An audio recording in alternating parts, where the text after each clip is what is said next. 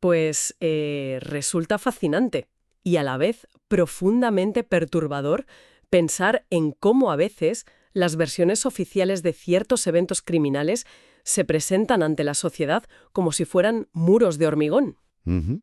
Muros impenetrables, totalmente. Eso es, se construyen, se sellan con un membrete institucional y se entregan al público como verdades absolutas que nadie debe cuestionar.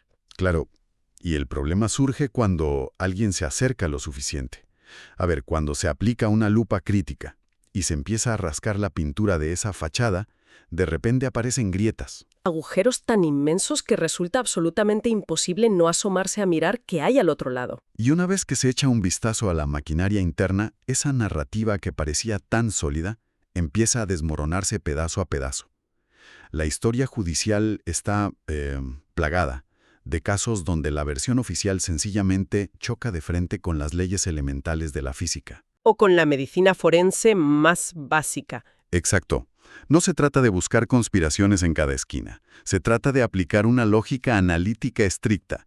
Cuando las piezas de un rompecabezas no encajan ni a martillazos, existe una obligación intelectual de detenerse a preguntar qué estamos viendo realmente. Y precisamente por esa obligación, hoy esta inmersión profunda se va a adentrar en uno de los casos más oscuros y mediáticos de la historia de España, el caso Alcácer. Un tema complejo y desde luego muy delicado. Muchísimo.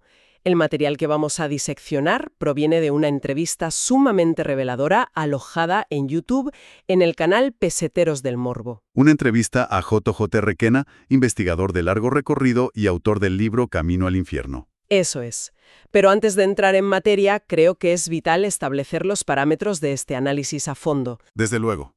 El objetivo de esta exploración no es jugar a ser detectives ni pretender resolver un crimen que ha atormentado a un país entero. La misión de hoy es desgranar las gravísimas contradicciones estructurales y los testimonios imposibles que rodean el caso. Basándonos estrictamente en los datos que aporta Requena. Exactamente. Analizaremos por qué investigadores de renombre dudan de forma sistemática de la versión que se dio por buena. Vale, vamos a desgranar esto. Para quien busque entender la magnitud de estas dudas, no hace falta recordar la cronología básica. Noviembre de 1992. 3 adolescentes salen para ir a la discoteca Color. O discoteca Cool, según a quien se le pregunte. Sí. Desaparecen y 75 días después aparecen los cuerpos. Ese es el lienzo oficial. Pero lo que plantea Requena desde el primer minuto es que esa primera pincelada ya viene manchada de escepticismo. Autores como Requena, Juan Ignacio Blanco o Francisco Pérez Avellán es la incredulidad ante el relato institucional. El caso de Pérez Avellán es particularmente llamativo. Es fascinante. Era un criminalista que al principio defendía a capa y espada la historia oficial, pero al sumergirse en la lectura detallada del sumario, su perspectiva dio un giro radical. Hay que aclarar que es un sumario en este contexto. Hablamos de una montaña de miles de folios con atestados policiales, declaraciones y registros médicos. Que un tribunal considera la verdad probada, pero al leerlos de forma consecutiva se contradicen violentamente de una página a otra. Y esos puntos negros empiezan a brotar incluso antes de que las jóvenes se suban a ningún coche. Las horas previas ya son un rompecabezas. Totalmente. Resulta que todo el entorno de amigos sostenía de forma unánime que las jóvenes no tenían intención de ir a esa discoteca esa noche. Todos decían lo mismo, excepto una sola persona. José Antonio Cano Yacer. Él es el único pilar sobre el que se sostiene la narrativa de que el destino final era esa fiesta. Y aquí llega el primer cabo suelto monumental. Según su propia versión, durante esa misma tarde, él les ofreció venderles entradas anticipadas. Y si aplicamos el sentido común, surge una grieta insalvable. Si el plan inamovible de las jóvenes era ir a ese local... ¿Por qué no le compraron las entradas a él en ese preciso instante? Exacto. Es una incoherencia flagrante en la antesala del llamado último viaje. Es como si la versión oficial empezara a cojear antes de dar el primer paso. Pero entremos en ese supuesto último viaje. Tenemos a la pareja que, según la justicia, llevó a las jóvenes en su coche hasta una gasolinera. Los últimos testigos visuales confirmados. Sus testimonios deberían ser de granito. La piedra angular de la investigación. Los documentos identifican al conductor como Juan José Hervás. Que curiosamente aparece citado bajo otra identidad en algunos folios oficiales. Francisco José Ávar Martínez. Iba acompañado por Mariluz o Mari López García. Son dos personas adultas compartiendo el mismo habitáculo, viviendo el mismo lapso de tiempo. Y aquí es donde la mente hace un cortocircuito absoluto. Porque cuando se sientan a dar su declaración oficial, cuentan realidades distintas. Uno cita una marca de coche específica y un color determinado. Y la otra persona cita una marca completamente diferente y de otro color. Estando en el mismo coche. Es algo inaudito. ¿Cómo se puede fragmentar así la realidad de un evento tan crítico? Y la fractura va mucho más allá del color de la chapa. Entra en el terreno de lo absurdo al relatar el trayecto de vuelta. Desde la localidad de Picassent hasta Alcácer. ¿Sí? Al ser interrogados sobre cómo regresaron tras dejar su vehículo, las versiones vuelven a colisionar. Uno declara que el viaje de vuelta se lo facilitaron unos mecánicos de un taller. Y la otra persona sostiene con total firmeza que fueron unos amigos. Son dos escenarios mutuamente excluyentes coexistiendo en actas oficiales. Entonces, cualquiera asumiría que ante dos testigos clave narrando cosas incompatibles, un juez paralizaría todo para averiguar quién miente. Pues la inacción ante estas divergencias es quizás el fallo procedimental más incomprensible de toda la instrucción. Lo que en España se conoce como un careo, ¿verdad? Eso es, un careo es una herramienta fundamental, una confrontación presencial ordenada por un juez, donde se pone a dos testigos con versiones contradictorias cara a cara, en la misma sala. Hasta que la verdad salga a la luz. Exactamente. El hecho de que jamás se ordenara un careo entre los últimos testigos que vieron a las víctimas vivas evidencia una falta de rigor abrumadora. O bien una prisa inusitada por no entorpecer una vía de investigación que ya estaba prefijada. Esa idea de la vía prefijada nos lanza al centro del huracán. La versión oficial descansa sobre los hombros de dos nombres, Antonio Anglés y Miguel Ricard. Pero la investigación de Requena parece despojar a estos dos individuos de ese aura de enemigos públicos número 1 que se vendió en los telediarios. La tesis central de Requena aquí es la figura del cabeza de turco. Argumenta que la construcción mediática de estos sujetos fue un ejercicio de diseño. Se fabricó a contrarreloj un perfil de Antonio Anglés como un depredador sexual implacable. Un monstruo maltratador de mujeres. Pero al analizar el historial delictivo real, Requena señala que Anglés era homosexual, se dedicaba al atraco de sucursales bancarias y operaba en el tráfico de drogas a pequeña escala. Un perfil criminal, por supuesto, pero que no encaja con el sadismo requerido para este crimen. Para nada. Y Miguel Ricard era visto en su entorno como un mero comparsa, alguien con una adicción severa a las drogas, sin la capacidad operativa para ejecutar un plan tan limpio. Un momento, porque el salto aquí es gigantesco. Pasar de un par de delincuentes comunes a teorizar sobre una trama inmensa de encubrimiento es mucha tela. Es un salto grande, sí. Si ellos eran solo los peones, la maquinaria necesaria para proteger a los verdaderos autores tendría que ser colosal. ¿Por qué tanto esfuerzo? Para comprender el porqué, hay que sumergirse en el ecosistema sociocultural de la época. A principios de los 90, la zona de Valencia era el epicentro de la llamada Ruta del Bacalao. Un fenómeno sociológico sin precedentes. Inmensas discotecas que eran territorios sin ley. Y lo crucial es que las clases sociales se mezclaban de una forma anómala. Jóvenes de zonas rurales convergían en los mismos reservados VIP con personas de altísimo poder adquisitivo. Políticos, figuras intocables que viajaban desde Madrid. Exacto. Un caldo de cultivo perfecto para la impunidad. Requena sostiene que existían grupúsculos de individuos muy poderosos que compartían perversiones extremas. Prácticas abominables al margen de cualquier moral. Y cuando la situación desemboca en un crimen de repercusión nacional, el aparato de protección de estas esferas se activa por puro instinto de supervivencia. El control de daños requiere un escudo de alto nivel. Y cabezas de turco creíbles, que absorban el impacto judicial. Así es. Claro. Y para desviar la atención, empiezan a proliferar teorías del humo.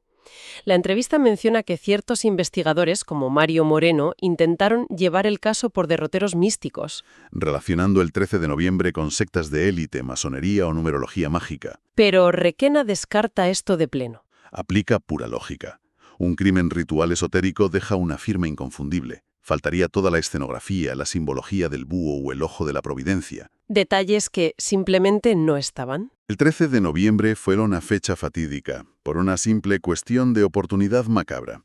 La respuesta yace en las cloacas del poder, no en el esoterismo. Y hablando de cloacas, Requena saca su mayor aval. Afirma que sus fuentes provienen directamente de un exmiembro del antiguo CSIC. El Servicio de Inteligencia Español de la época. Esto aporta una lectura política fascinante. porque aclara que la red de implicados no pertenecía a un solo partido. Ese es el punto clave. Si el escándalo hubiera salpicado a un solo partido, en aquella época de tensión política extrema, la oposición lo habría utilizado sin piedad para dinamitar al gobierno. Se habrían devorado públicamente. Exacto. El silencio sepulcral mantenido por todos los frentes indica que el grupo era transversal, unidos no por ideología, sino por perversiones comunes. Un pacto de silencio garantizado. Hay que advertir a quien nos escucha que a partir de aquí entramos en un terreno forense muy oscuro. La crudeza es abrumadora, pero es vital abordarlo para entender cómo la versión oficial se desintegra ante la ciencia médica. El proceso penal dependía casi en su totalidad de la confesión de Miguel Ricard. Si se traslada esto al marco jurídico actual, el asombro es mayúsculo. La entrevista trae a colación el caso del juez Garzón y las escuchas ilegales. Un solo defecto de forma es suficiente para anular todo un proceso penal. Las garantías procesales son sagradas.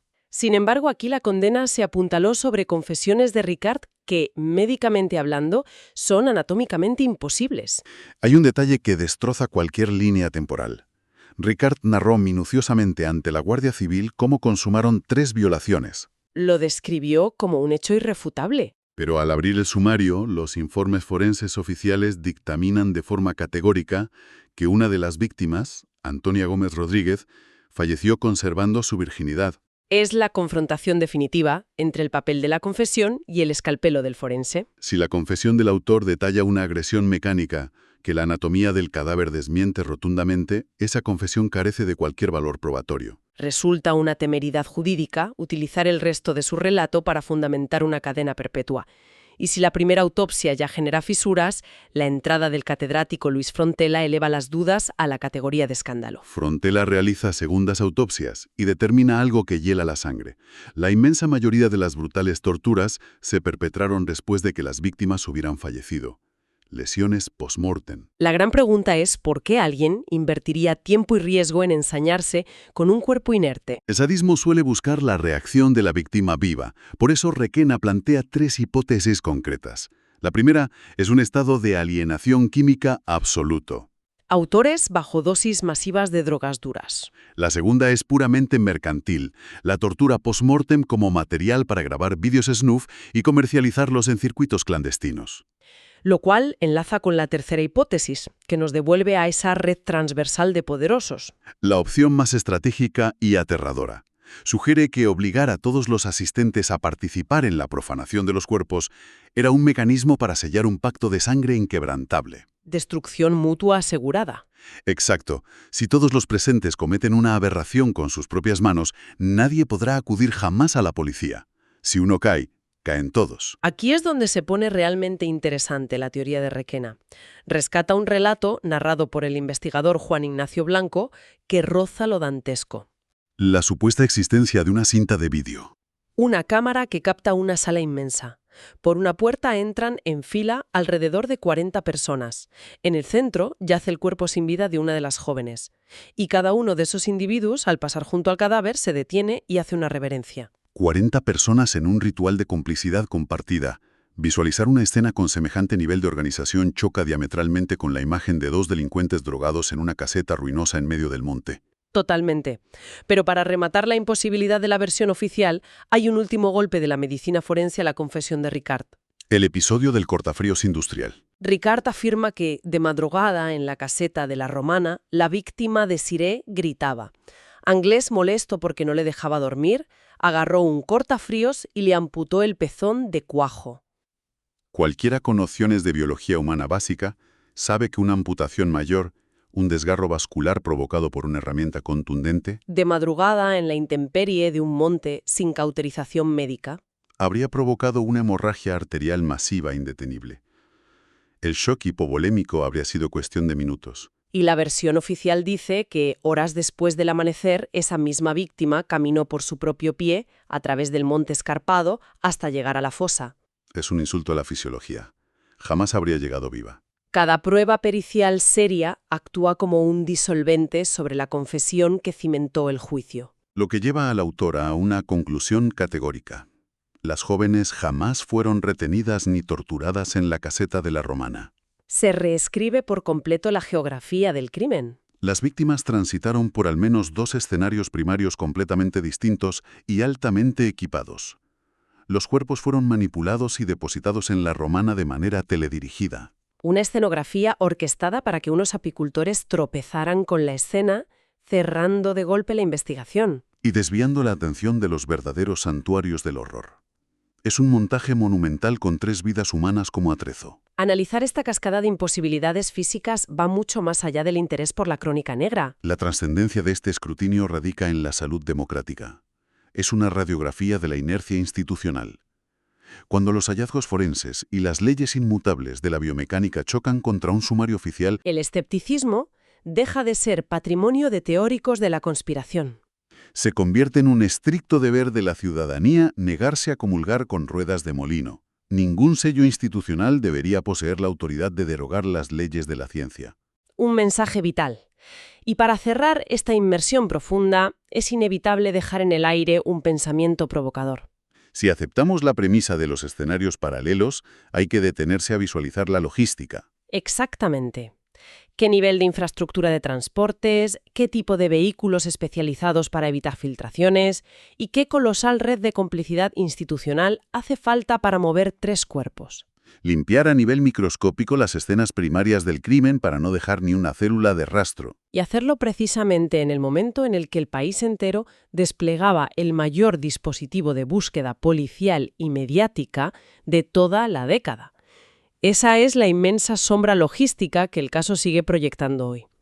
Hasta la próxima inmersión profunda.